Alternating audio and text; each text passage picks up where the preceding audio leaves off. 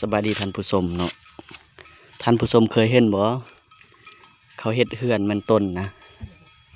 นี่มันต้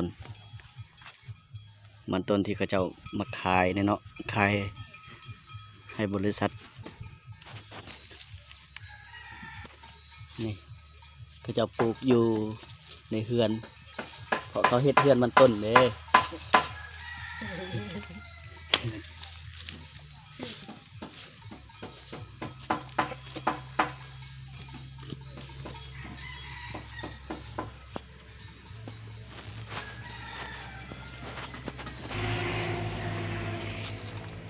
นี่เฮือนมันต้นพี่น้อง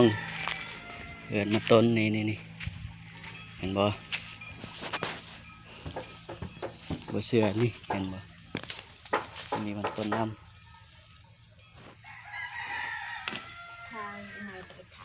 โล2,000ก็เลยเขาเฮ็ดอยู่ในเฮือนเขาก็ปลูกเลยเพราะว่ามันต้นก็ราคาแพงแฮงตอนนี้เนาะณปัจจุบันนี้เลยเขาเฮ็ด